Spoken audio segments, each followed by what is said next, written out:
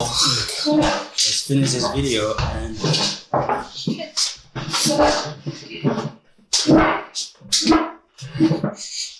no script. It's going to be very original and everything is off the top of our heads and off from experience. Yo, what's up and welcome back again. Okay, I think we'll have to find a name for the show. We don't have a name for the show yet. Yeah. Wait, we do? Adam Busan show. Don't you remember that? That's a good one, but I didn't want to use my name. I want to use something. I want to use something about somebody. Kerry Calhoun show. Kerry Calhoun show. That leaves your name out, though. No, And there's 3 people here. it's about the people, not me. You are the people. Sure. Anyway, welcome back to another video. So today we're going to be talking about our experiences. I and Calhoun, we are international students. Wait, I shouldn't be introducing you. You should introduce yourself. Oh, I'm the host. Oh, I don't know how a show is host. Okay, so I'm gonna be the host. Anyway, we're going to be talking about our experiences in America here. We are international students, Calhoun and I. I'm from Ghana. He's from South Korea. And yeah, as you can tell, she's an American. And yeah, she has hosted students, not like for long periods, but for short periods, a lot of international students. So we're going to ask her like about her experience and she's going to just ask her some questions. How is it like coming here? What are your expectations and what did you see? And what are you thinking? And we're going to get her to do like this. Ask her so many hard questions. You ready? Let's do it. All right. So first off, you are the I don't know the word, but I want to put you like the head of, or say the main guy of the show now, because Main person. yes, because you have interacted with a lot more international students than we have. So how is it like? Or actually, before we ask, how is it like? What makes you always want to have students in your house? We have hosted international students, my husband and I, for probably 30 years, almost as long as we've been married. So, And when we started, I had recently graduated from UNM, the University of New Mexico. And so, I was familiar with the campus. And as international students were coming in, we would pick them up from the airport and often they would stay at our house for several nights until the dorms opened or they found apartments, housing, wherever they were going to go. And we'd kind of get checked in at the university and things like that. So, having just graduated, I was, able to do that easily.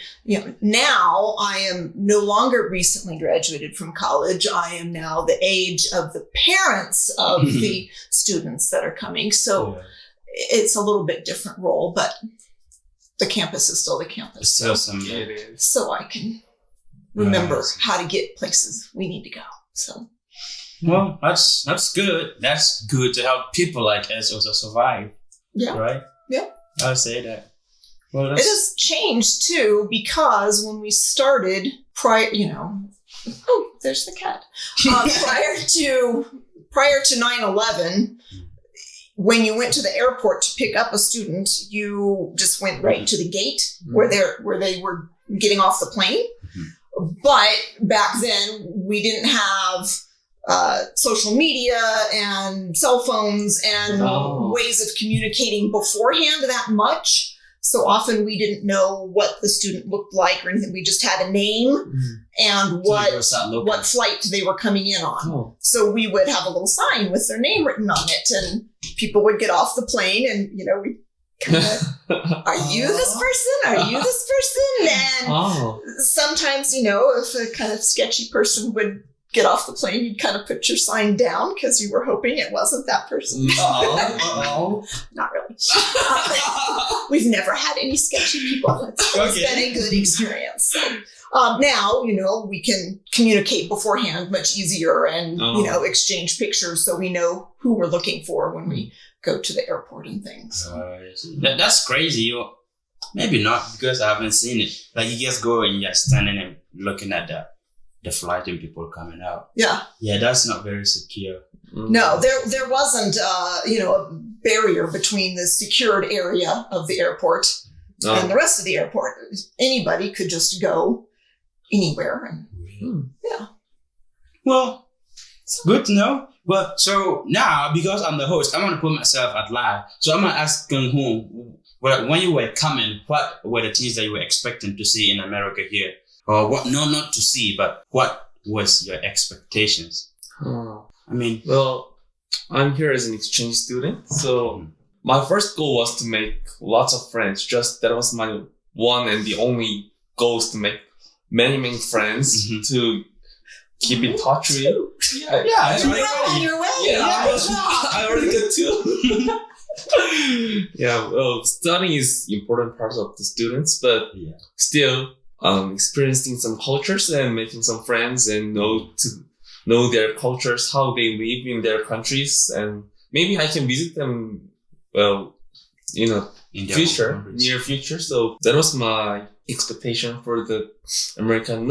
I didn't expect anything about the American culture, just knowing many friends. That was the most important thing to me. That's good. This guy is smart. So when you wanted to be an exchange student, was there only exchange options between South Korea and the US, or could you have gone to many different universities throughout the world? Yeah. Well, there were many countries I can go to. There were China, Hong Kong, Japan, Hungary, and Norway, Netherlands. Well, in European countries, but there weren't any of African countries. Unfortunately, there weren't any. But and I could visit Peru and Argentina, Brazil. Yeah, some countries that speaking Spanish and Portuguese. Oh, okay.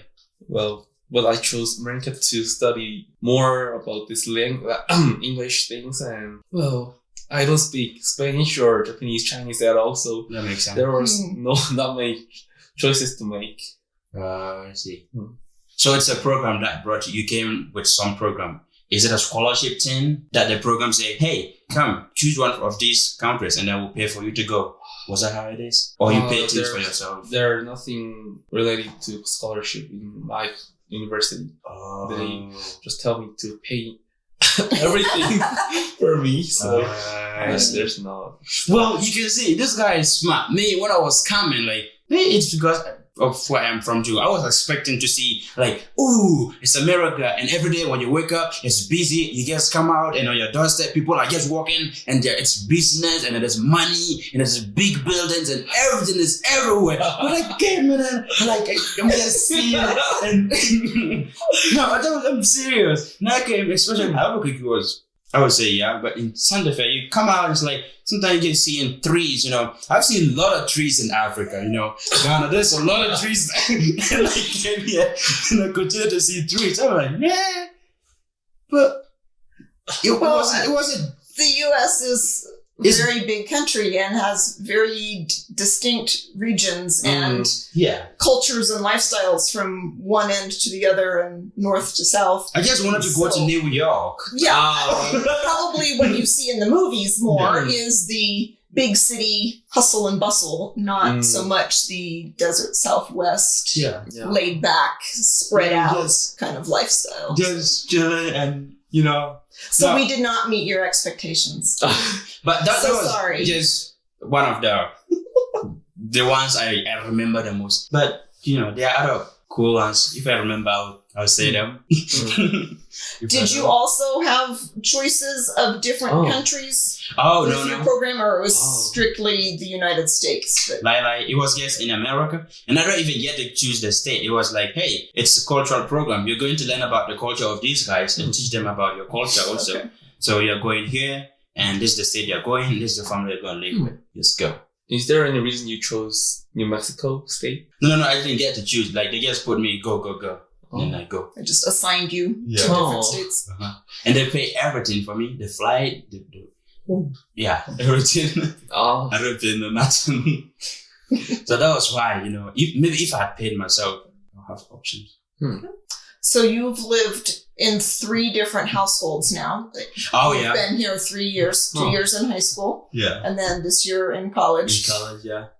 So even just within those 3 households, Can you see cultural differences? I mean, is there an American culture that you find a common thread in all three of those households, or have all three been very different, although they're all three in the U.S.?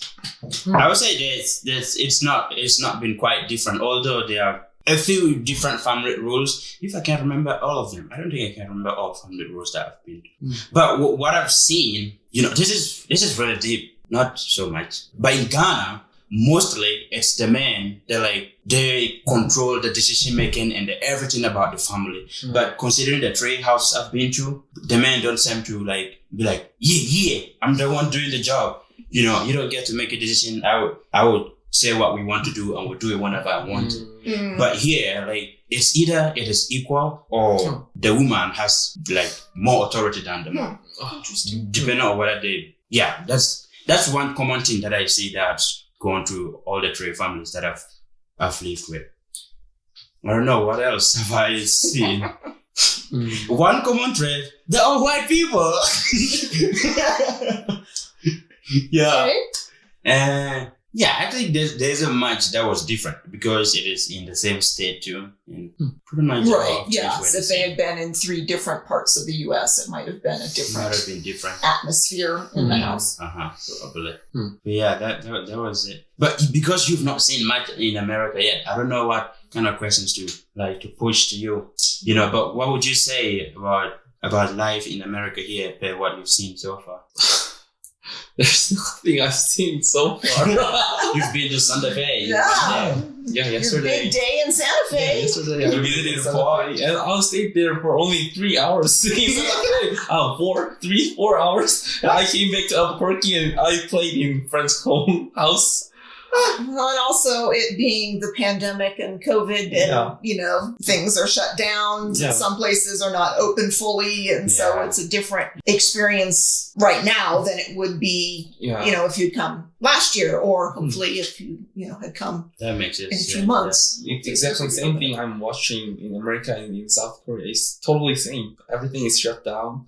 And COVID things, which is kind of, I mean, it's obnoxious and annoying to have a pandemic and, and people die and that's sad. But the fact that South Korea and America are experiencing the same things kind of is something that can draw us together as people in the world. We're not so distinct within our countries. We have this common enemy that we're fighting against and common circumstances that we're having to deal with. So that's a good one. That could be good. Sometimes people don't really look much into that. They just want, although they will come out and say, hey, this is what it is, but they don't really mean it a lot that we really have a common enemy. But anyway, that might take us off topic. I want to guess the question you asked me. I want to throw it back to you again. And it's that if you've not hosted, actually, you've interacted with a lot of international students. What is one common thing that you've seen among them? Not one, but what are some common things, if there are any, among international students? I really think the students that have come to another country to pursue their education or to learn about another culture or whatever, I really find a common thread of bravery among them, because that's a hard thing to leave what you're familiar with and leave your family and your friends and the whole way of life that, and come to something that's completely different. Maybe a language that is not your first language and just a system of schooling that's different than what you're used to. So that takes a lot of courage, I think, to be willing to do that. It's funny to me with working with ISI, with International Students Incorporated, which is kind of the organization where, students sign up to be picked up from the airport or have a friendship family or a friendship partner and things while they're in the U.S. I don't remember where I was going with that. There was something deep and profound that was going to happen.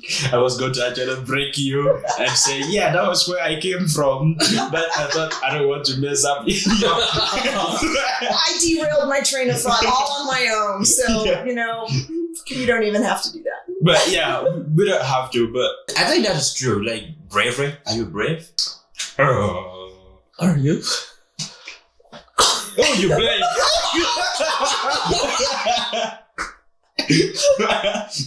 Maybe your pattern does not apply to this because he doesn't say brave. I didn't like that. He blank.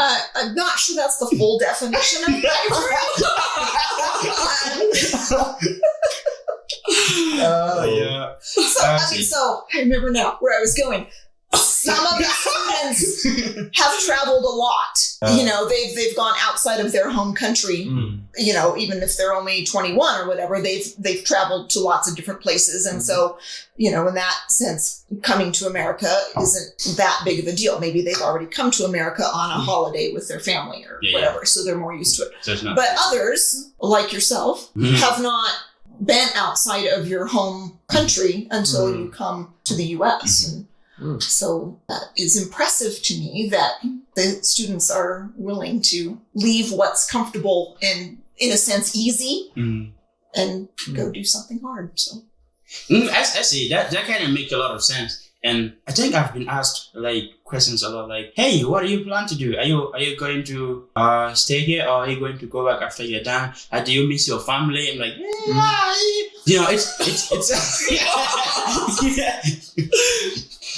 it's if one Adam's thing. family is watching, yes, he misses you terribly.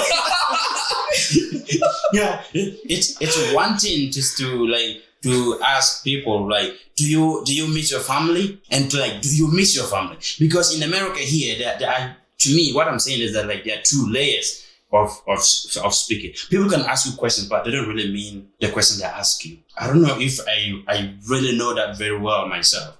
But here, people can ask you, do you miss your family? And it's the American way, because you've not been away from your family. You've not parted from them, and you've not done anything really deep with your family before. And all that you know is that, if I leave my mom for 1 hour, I miss my mom. And that's it don't, sometimes it doesn't get work like that, especially for people from Ghana, mostly, When I came here, a lot of people have the American dream. My goal was the American dream, It still is. So it is not come here and then we just go to school for 1 year and I'm I miss my family. And then you go back home. We might say it is comfortable. It's comfortable for third part, for second world countries. Yeah, because America is first world. Because, it's like a chance for me to come to America here. Because it's statistically a fact that people who are born in America, they are more likely to succeed materialistically. So getting to come here, I thought that was it's a big chance, You have to make good use of it and not be I miss my family, I'm going to run back home. I talk with them on WhatsApp, but I still miss them, but I need to get whatever I want to get. And I think the technology today makes that easier to leave your family because you can talk with them in different, platforms for communicating. When we started 30 years ago or whatever, students would come and they very rarely, would make a phone call and the long distance charges were very high. Or send a letter. Maybe send a letter to let their family know that they arrived safely, but then they didn't really have any way of communicating with them for the whole semester or year that they were here. And I hear you were talking this morning. Were you talking with somebody from Korea? I was calling to a friend who is in Ohio State. No, but for me, I chat with my family on WhatsApp. If there's anything, we're talking. Yesterday, I was talking with one of my brothers on a WhatsApp call. So although I am not there, I get to talk with them much more with technology. And it's helpful when the international students that we've had go back home, we can still stay in touch with them much easier now than we did back in the day. All right. So this was just a ramble because we didn't know exactly what people might want to hear. So we just wanted to go through like this through the experiences. And if you are out there, you are looking and you'll be like, hey, I would like to hear more about this type of thing. Just let us know so we can maybe make a more structured video and then just to tell you more about what you want to hear.